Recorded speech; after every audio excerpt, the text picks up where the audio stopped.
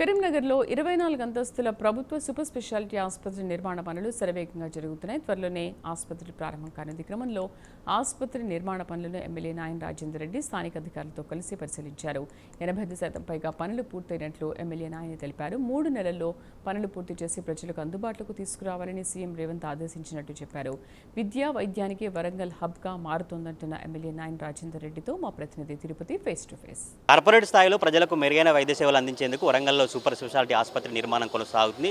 Super speciality ఆసుపత్రి నిర్మాణ పనులను ఎమ్మెల్యే నాయన రాజేందర్ రెడ్డి స్థానిక అధికారులతో కలిసి పరిశీలించారు. పనులు ఏ విధంగా కొనసాగుతున్నాయి, ఎప్పటివరకు పూర్తవుతుందో ఒకసారి సార్తో మాట్లాడాలి. సార్, మీరు ఇప్పటిదాకా ఆసుపత్రి పనులు పరిశీలించారు కదా, పనులు ఏ దశకు చేరుకున్నాయి, ఎప్పుడు కంప్లీట్ అవుతాయి? సుమారు ఇది 20 లక్షల ఎస్ఎఫ్టీ. దీని బడ్జెట్ 1100 కోట్లు. 1100 ఫస్ట్ కేటాయించినాయి, తర్వాత 271 కోట్లు అదనంగా కేటాయించినాయి. అంటే ఇది సుమారు 14 కోట్ల రూపాయలు, 1400 కోట్ల రూపాయలతో నిర్మించబడుతున్నది. దీనిని స్లాబ్ ఏరియా కానివ్వండి, ఇవి ఏరియా కానీ దాదాపు 90%, 85 to 90% మధ్యలో కంప్లీట్ అయినాయి. ఇక మిషనరీ రావటాలు, వాటిని ఎస్టాబ్లిష్ చేయటాలు అవి పెండింగ్లు ఉన్నాయి తప్ప ఇక వర్క్ అంతా హై స్పీడ్లో జరుగుతున్నది.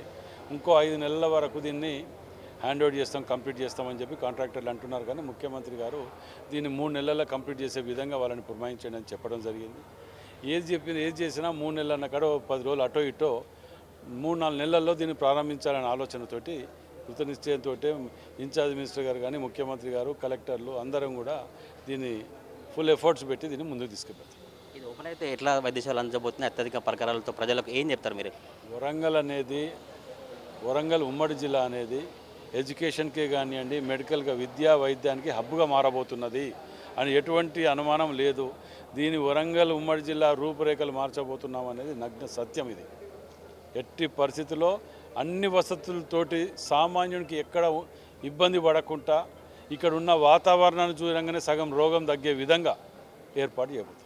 గత ప్రభుత్వం శంకుస్థాపన చేసింది, కానీ మీ ప్రభుత్వంలో ఇప్పుడు ప్రారంభించబోతున్నారు కదా, ఏం చెప్తారు? ప్రజలకు ఏం పిలుపునిస్తారు? నిత్యం అభివృద్ధిలో ఒక భాగం ఇది.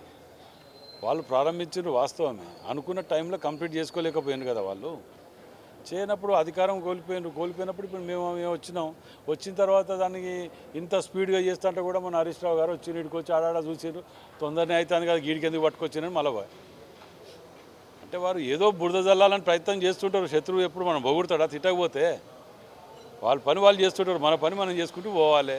వాళ్ళు ఏదో అన్నారని చెప్పి మనం ఇది చేసుకుంటూ పోకూడదు. అప్పుడు గతంలో వాళ్ళు చేసిన దాంట్లో ఎన్ని ఇది ఉన్నది, నాణ్యత ఏ స్థాయిలో ఉన్నదో, దాంట్లో అక్రమాలు ఏ స్థాయిలో ఉన్నాయో, కమిషన్లు ఏ స్థాయిలో తిన్నారో అవన్నీ ఉన్నాయి. అప్పుడు అన్ని అభియోగాలు వచ్చినాయి. మరి మేము వచ్చినాక చేస్తుంటే ఇంత చేస్తున్నాం కదా, ఒక్క అభియోగం వచ్చిందా మా మీద? ఒక్క అభియోగం. ఎందుకంటే ముఖ్యమంత్రి గారు, మంత్రులు, కలెక్టర్లు, ఎమ్మెల్యేలు ఇంతమంది పర్యవేక్షిస్తున్నాం. దీంట్లో ఒకటి నాణ్యత, 2 ఈ కమిషన్ల చిల్లర వ్యవహారాలు ఉండకుండా ఇన్ని చేస్తున్నప్పుడు ఎక్కడ ఇది ఉంటుంది? సామాన్యుడికి మంచి దగ్గర అయ్యే విధంగా చేస్తున్నాం. ప్రజలకు మెరుగైన సేవలు అందించేందుకు మేము మాత్రమే శంకుస్థాపన చేశాం. ఇప్పుడు కాంగ్రెస్ ప్రభుత్వం ప్రజాప్రతినిధి కూడా కేవలం చివరి పనులు చేసుకుని వాళ్ళు క్రెడిట్ కొట్టే ప్రయత్నం చేస్తున్న విమర్శలు వచ్చే అవకాశం ఉంది. ఏం చెప్తారు విమర్శలకు? అంటే విమర్శలు అంటే మేము వాళ్ళు వదిలిపెట్టింది అట్నే వదిలేస్తే మంచోళ్ళం అన్నట్ట. మీరు అనేది ఏంటి నాకు అర్థం కాలే. ఒకటి వాళ్ళు 50% చేసిండ్రు, 50 కూడా చేయలే. ఇల్లు కట్టిన వాళ్ళకి తెలుస్తుంది. పిల్లర్ వేసి స్లాబ్ వేయంగానే కాదు, దాంట్లో ఇంటీరియర్గా ఎంత ఉంటుంది, ఫ్లోరింగ్ ఏది, నల్లా పెట్టాలన్నా బేడం పెట్టాలన్నా ఎంత అవుతుందో దాని ఇల్లు కట్టిన దానికంటే ఎక్కువ వస్తుంది. వాళ్ళు ప్రతిదీ కూడా ఇట్లా స్టార్ట్ చేసి కమిషన్లు దొబ్బటం, అవతల పడటం వదిలేసి దాన్ని మేము కంప్లీట్ చేస్తుంటే మా మీద ఏడవటం. మరి ఇప్పుడు మేము చేయలేదు అనుకోండి, అరే మేము స్టార్ట్ చేసేదానికి మాకు పేరు వస్తుంది, స్టార్ట్ చేస్తలేదు అంటాడా అనడా? మేము అనేది ఫుల్ టైం అన్ని టైం స్పెండ్ చేసి దీన్ని కంప్లీట్ చేసి ప్రజలకు అందుబాటులో తెచ్చే విధంగా ఏర్పాటు చేస్తున్నాం. మీరే స్టార్ట్ చేసారు, మీరు కాదు, మీరు స్టార్ట్ చేయలేదు, మేమే చేసినామని మేము ఎక్కడ అనలేదే.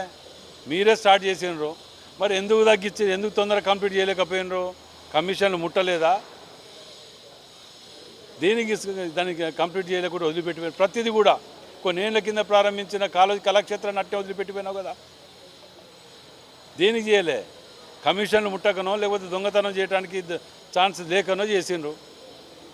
సో ఇది వరంగల్ పశ్చిమ ఎమ్మెల్యే నారాయణ రెడ్డి అభిప్రాయం. అయితే ఆ సూపర్ స్పెషాలిటీ ఆసుపత్రి నిర్మాణాల పనులు పరిశీలించారు. త్వరలోనే ఈ ప్రజలకు అందుబాటులోకి హాస్పిటల్ నిర్మాణ పనులు పూర్తయిన తర్వాత అందుబాటులోకి తీసుకొస్తాము. గత ప్రభుత్వం శంకుస్థాపన చేసినప్పటికీ కూడా మా ప్రభుత్వ హయాంలో మిగతా పనులు చేసి ప్రజలకు మెరుగైన వైద్య సేవలు అందించే విధంగా సూపర్ స్పెషాలిటీ ఆసుపత్రిని అందుబాటులోకి తీసుకొస్తామని వరంగల్ పశ్చిమ ఎమ్మెల్యే నారాయణ రెడ్డి చెప్తా ఉన్నారు.